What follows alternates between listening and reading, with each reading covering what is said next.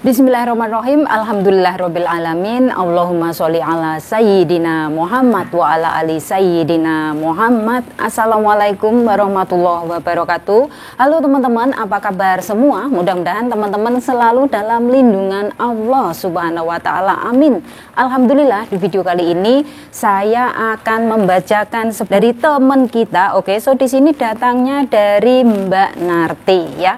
Dan di sini mbaknya berbagi pengalaman kerja di Indonesia, teman-teman. Jadi mbaknya ini bukan seorang TKW ya. Oke, so di sini mbaknya bilang seperti ini. Pengalaman saya kalau di Indonesia kan bekerja, kalau sudah selesai bisa istirahat. Start lagi sore dengan pekerjaan yang sama, lap-lap, ngepel dan lain-lain. Misal start jam 5 subuh, selesai jam 11 siang. Start lagi sore jam 4 sampai selesai makan malam. Apa di Singapura juga sama? Mohon jawab, Mbak ya. Jadi di sini saya bisa uraikan ya. Di sini mbaknya mulai bekerja itu misalkan dari jam 5 subuh, selesai jam 11 siang. Terus nanti mulai lagi jam 4 sore. Berarti jam istirahatnya 4 jam ya. Dari jam 11 berarti 12, 1, 2, 3. Wah, 4 jam istirahat. Nah, jadi seperti ini teman-teman ya. Jadi mbaknya ini minta penjelasan bahwasanya apakah sama cara bekerja di Indonesia dengan yang ada di Singapura. Mungkin lah ya mbaknya ini punya minat ingin menjadi seorang TKW di Singapura ya. Jadi saya akan jelaskan semuanya tentang aktivitas saya pribadi di sini ya Mbak ya. Untuk majikan yang sekarang, saya nggak mau membahas majikan yang dulu-dulu. Oke, saat ini saja yang akan saya bahas. Di sini kalau di Singapura ya Mbak ya, itu kalau pagi rutinitasnya, kalau saya sendiri itu pagi-pagi sudah pasti kita harus membersihkan diri dulu. Setelah itu siap-siap karena di sini ada jadwal kerja di majikan yang saat ini teman-teman ya. Saya itu mulai kerja itu dimulai jam 7 pagi, itu harus siap ya. Dan pekerjaannya itu sudah pasti biasa saja lah ya, seperti halnya nyapu ngepel, itu pekerjaan yang harus dimulai terlebih dahulu. Oke, setelah itu barulah menyiapkan piring, mangkok, buah-buahan, karena di sini adalah majikan saya orang bule ya. Di sini jarang banget yang namanya sarapan pagi itu makan nasi itu malah nggak ada ya. Di Singapura tuh nggak ada sarapan tuh makan nasi itu nggak ada. Pada umumnya di Singapura tuh teman-teman sarapan pagi itu adalah roti kayak gitu ya. Tapi ya tergantung pada majikan masing-masing. Di sini soal menu makanan ya, mulai dari sarapan, makan siang, makan malam itu semuanya berbeda. Nggak ada yang sama karena beda majikan, sudah pasti beda menu makanan setiap harinya ya. Di sini saya nggak menyiapkan sarapan sama sekali untuk majikan. Saya hanya menyediakan mangkok, piring, terus sendok, garpu dan juga buah-buahan. Seperti itu aja. Kalau soal makan, majikan mau makan roti yang mana itu terserah mereka teman-teman ya. Jadi setelah itu aktivitas saya selanjutnya adalah mungkin lah ya, saya akan pergi ke kamar-kamar, mungkin membersihkan kamarnya ya, seperti halnya di Indonesia ya, menata tempat tidur kembali, nyapu ngepel di setiap ruangan kayak gitu. Terus lanjut aktivitas dapur kayak gitu. Banyak sekali rutinitasnya, saya pikir di sini sama lah ya, seperti halnya nyuci baju lah, gosok baju lah ya kayak gitu. Tapi di rumah majikan saya yang saat ini teman-teman itu dikasih jadwal. Ya, kalau menurut pemikiran saya pribadi ya teman-teman, itu bisa jadi majikan berpikiran agar pekerjaan itu nggak selalu diulang-ulang kembali. Jadi mulai dari hari Senin sampai hari Sabtu ya, itu semuanya ada jadwal kerjanya teman-teman. Semua ada timing, ada jam ya. Jadi nggak boleh kita itu kerja itu hari ini misalkan jadwalnya ini kita ngerjain yang lain, itu nggak boleh teman-teman. Semuanya sudah disusun rapi. Dan setelah nanti siangnya teman-teman ya, sekitar jam 11.30 atau jam 12 kayak gitu ya, itu saatnya menyiapkan makan siang untuk majikan. Tapi di sini mem saya jarang banget ada di rumah, selalu pergi ke kantor. Jadi di sini khusus untuk ser saja ya, atau untuk Pak Bos ya. Jadi di sini itu kalau majikan saya kan orang bule, yang lakinya kan orang bule. Dia tuh jarang banget yang namanya makan mie goreng lah, di siang hari makan bihun goreng lah, makan nasi goreng, makan nasi, itu nggak ada teman-teman ya. Namanya orang bule kalau siang itu kadang ya minta dibikinkan salad, kadang minta dibikinkan toast toasty bread itulah ya teman-teman, yang roti terus di dalamnya nanti ada daging ayam atau bacon atau ham atau apalah kayak gitulah ya, pokoknya makanan orang bule ya, seperti itu. Jadi di sini kalau saya makan siang ya itu terserah saya. Saya misalkan makan siang mau masak mie atau mungkin mau masak bihun sup kayak gitu, terserah saya ya. Semua barang-barang sudah ada di kulkas dan majikan saya bilang kamu mau masak apa silahkan ambil kayak gitu teman-teman ya. Dan seterusnya kalau misalkan anak di sini kan saya jobnya nggak hanya bersih-bersih rumah saja ya, saya juga yang namanya ngurus anak, maksudnya momong anak kayak gitu ya. Di sini kan momongan saya sudah tambah lagi satu ya, yang saat ini yang sudah lahir sudah umur 1 bulan lebih. Oke, so yang anak nomor 1 sudah berumur 2 tahun lebih, itu pun sudah masuk sekolah ya teman-teman, mulai dari jam 9 pagi kadang sampai jam setengah 1, kadang pulangnya juga setengah 4 ya, pokoknya nggak sama lah ya kayak gitu. 3 hari itu pulangnya setengah 4, 2 hari pulangnya setengah 1. Kadang yang jemput di sekolah itu saya, kadang juga majikan, tergantung lah ya. Kalau majikan sibuk ya mungkin majikan akan nyuruh saya untuk menjemput anak yang besar di sekolah kayak gitu. Oke. Oh ya, di sini ya teman-teman, kalau di rumah majikan saya yang saat ini ya alhamdulillah saya ada jam istirahat siang itu 1 jam ya. Dulu di majikan yang sebelum ini saya juga dikasih jam istirahat 1 jam, itu jam siang. Setelah kita semua makan siang selesai, setelah dapur terlihat bersih rapi ya kayak gitu, pokoknya saya langsung ngomong bahwasanya saya ngambil jam istirahat dulu kayak gitu, harus ngomong teman-teman. Kalau nggak ngomong nanti dicari kayak gitu. Oke, so setelah itu aktivitas sore kita harus menyiapkan menu untuk makan malam, dan di sini menu untuk makan malam sudah pasti ya harus ada nasi.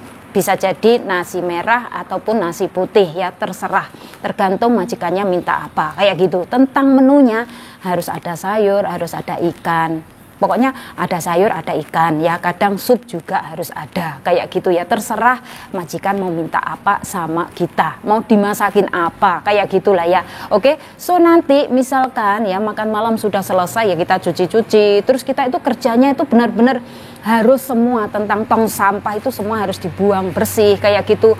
Dan di sini teman-teman, kalau di tempat saya ya itu setelah makan malam kayak gitu ya, sudah pastikan piring mangkok semua sudah dicuci kering kayak gitu, sudah dicuci ya, sudah dicuci. Setelah itu harus dilap kering, harus disimpan kembali. Jadi nggak dibiarkan sampai besok paginya, itu enggak ya. Setelah dicuci terus langsung dilap, langsung disimpan ke dalam lemari. Jadi dapur tuh terlihat bersih dan rapi setelah semuanya selesai kayak gitu. Itu sudah menjadi sebuah rutinitas saya di rumah majikan yang saat ini kayak gitu. Dan pekerjaan saya di sini ya paling mentok kalau nggak ada party teman-teman ya, karena di sini kan majikan saya adalah orang bule ya, itu sering banget yang namanya ada party ya, sering banget mendatangkan temennya lah atau siapalah kayak gitu, sering banget party. Capek banget teman-teman kalau ngikut majikan bule itu, dia itu sering banget ada party kayak gitu. Oke, so di sini teman-teman ya, misalkan kalau ada party itu paling mentok saya itu masuk ke kamar sekitar jam 10 ya, itu pun paling mentok. Tapi kalau nggak ada party kadang jam setengah 9, kadang jam 9 tuh paling mentok itu sudah masuk ke kamar ya. Tapi di sini kalau soal mandi, saya nggak mau mandi terlalu malam atau paling akhir, paling ujung tuh nggak mau. Saya mandi di sini sudah saya atur ya, bahwasanya saya jam 6 atau setengah 6 sore itu harus mandi. Saya nggak ngurus apa kata majikan. Kalau majikan tanya kamu ngapain kayak gitu kan, saya mandi dulu kayak gitu. Saya nggak bisa teman-teman di saat saya nanti masak, terus di saat saya sudah menyediakan makanan di ruang tamu tapi bau keringet saya itu benar-benar. Karena di sini kalau sore hari teman-teman, saya kan bawa anak saya yang paling gede, yang nomor 1 yang umur 2 tahun lebih itu kan sudah aktif ya, bisa lari ke sana kemari kayak gitu kan, otomatis sayanya juga harus ikut lari-lari lah ya kayak gitu. Keringetan teman-teman, nggak bisa. Saya itu kalau keringetan itu rasanya udah pengen mandi biar fresh kayak gitu ya. Jadi di sini yang membedakan pekerjaan di Indonesia dengan di Singapura itu adalah jamnya juga. Kalau di Singapura teman-teman ya, buat mbaknya, Mbak Narti ya, dan juga teman-teman yang lainnya juga, kalau di Singapura itu kerjanya itu benar-benar nonstop ya. Bayangkan teman-teman, kalian dari bangun tidur sampai malam Kalau kalian belum istirahat malam, itu kalian lihat ke sana kemari ya, noleh ke sana kemari, kayak gitu teman-teman. Itu pekerjaan tuh nggak akan pernah ada habisnya. Saya sendiri di sini itu juga berpikir bahwasanya ya Allah, kenapa pekerjaan ini nggak ada habisnya? Sampai saya itu benar-benar enak teman-teman. Saya sendiri benar-benar enak, ya Allah, pekerjaan kenapa nggak ada habisnya. Tapi meskipun seperti itu teman-teman ya, alhamdulillah saya masih diberi kesempatan untuk menjalankan sholat kayak gitu. Itu yang membuat saya merasa nyaman tuh di situ ya. Sesibuk apapun saya itu masih sempat ada waktu untuk sholat, karena waktu perjanjian awal ya, waktu majikan ngambil saya kayak gitu ya, saya tuh ngomong bahwasanya saya boleh sholat apa enggak, terus majikan bilang iya nggak apa-apa silahkan kayak gitu. Jadi di sini tuh majikan sudah tahu kalau saya sholat.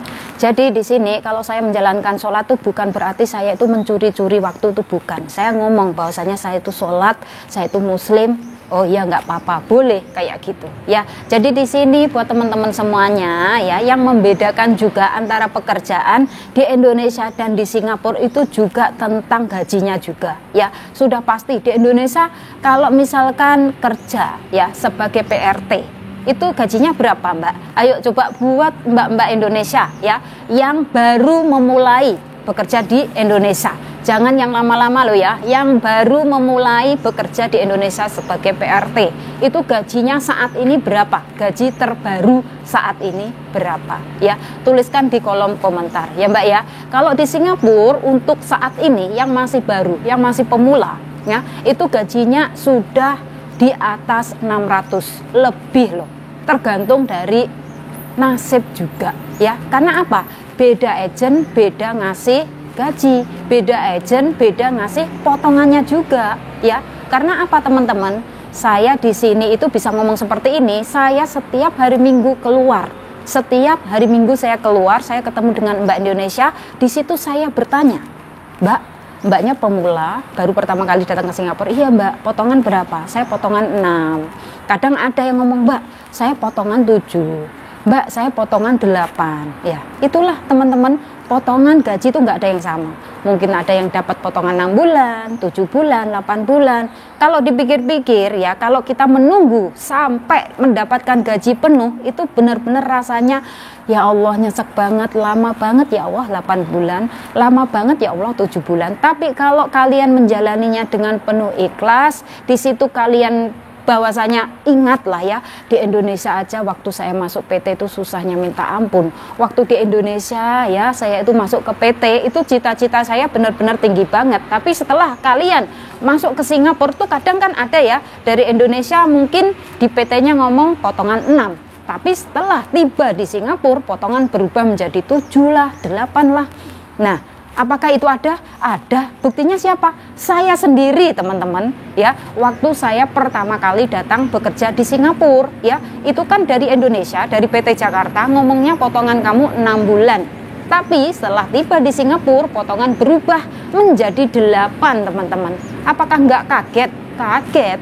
Tapi di sini saya tetap semangat bahwasanya apa? Daripada saya di Indonesia, kerja apa teman-teman? Derep. Kerja derep itu apa ta? Kerja derep itu panen padi di sawahnya orang. Itu namanya derep teman-teman. Itu benar-benar susah banget. Kenapa susah? Kita kerjanya motong-motong padi. Terus kita itu benar-benar berada di bawah teriknya matahari. Kita panas banget. 1 hari penuh. Dan kita itu dapat berapa bayarannya teman-teman? Kadang 6 kilo, kadang 7 kilo. Nah, setelah dari situ ya teman-teman, bahwasanya tuh saya ingat sadar, di Singapura ini lebih enak daripada di Indonesia. Ya nggak apa-apa lah, ini memang prosesnya. Saya harus mengikuti prosesnya. Ya, orang teman-teman kalau kepingin sukses ya, itu harus mau berproses. Orang kalau kepingin sukses harus sabar teman-teman. Ya, semua ini nggak ada yang instan, semua ini nggak ada yang serba cepat, tuh nggak ada. Harus ngikut waktu ya.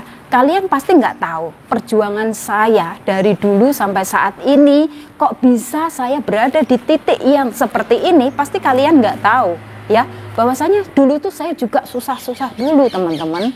Saya itu selalu tiap hari hujan nangis terus teman-teman, selalu ya. Saya kadang bikin kerja seperti ini salah, bikin kerja begini salah, selalu salah di mata majikan. Tapi saya nangis, tetap nangis teman-teman. Saya ini wanita lemah, saya nangis. Tapi setelah saya nangis, saya ibaratnya ya, saya sudah merasa plong di hati ya, di hati saya plong kayak gitu. Terus akhirnya saya, nggak apa-apa lah, sudah nangis, sudah ibaratnya sudah puas lah ya, ibaratnya dimaki-maki majikan kayak gitu. Ya tetaplah sakit hati, namanya orang pertama kali ngikut dengan majikan ya, kayak gitu. Terus akhirnya besoknya kerja lagi seperti biasa. Kayak gitu, nggak apa-apa teman-teman. Yang namanya kita bekerja di luar negeri ataupun di mana saja lah ya, itu sebenarnya sama ya. Kita di sini benar-benar diuji kesabaran kita, apalagi kalau di Singapura itu diuji mental kita teman-teman. Apakah kalian siap atau enggak? Kalau kalian nggak siap, ya itu tadi, kalian bakalan mental, kalian bakalan menjadi orang yang gagal, yakin. Ya, jadi di sini buat teman-teman semuanya ya, yang mungkin kalian sudah menonton video saya yang lama-lama ya, semoga saja kalian bisa termotivasi, semoga saja sharing dari video saya bisa bermanfaat. Saya nggak menakut-nakuti kalian semua. Di sini justru saya itu berbagi ya, berbagi ilmu, berbagi pengalaman kepada kalian semua agar kalian itu nggak kaget bahwasanya wah benar juga apa yang diomongkan oleh Mbak Asih. Di Singapura tuh kerjanya seperti ini. Dari pagi sampai malam tuh terus muter terus kayak kipas angin. Ya teman-teman, tergantung kalian itu ada niat apa enggak. Kalau kalian niatnya sudah bulat, kalau kalian benar-benar sudah, ya Allah, apapun nanti aku tetap harus bisa finish kontrak. Ya Allah, berikanlah kemudahan. Ya Allah, berikanlah aku kelancaran. Ya Allah, pertemukanlah aku dengan majikan yang baik. Berdoa teman-teman ya. Jangan lupa untuk selalu berdoa, mendekatkan diri pada Allah ya. Agar apa toh?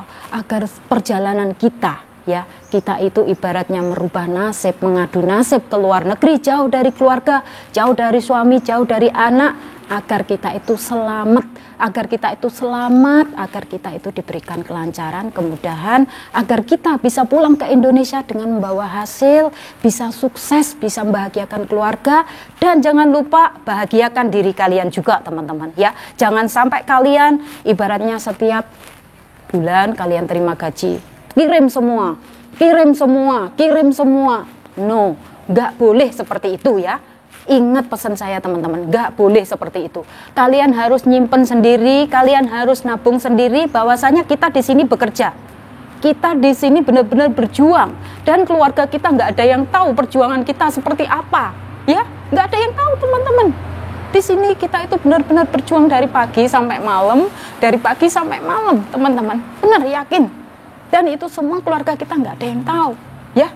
Jadi di sini buat teman-teman semuanya saya mohon, misalkan ya buat teman-teman nantinya kalian sudah masuk di rumah majikan, kalian menerima segala ujian, masalah apapun itu hadapi dengan sabar kalau kalian mampu.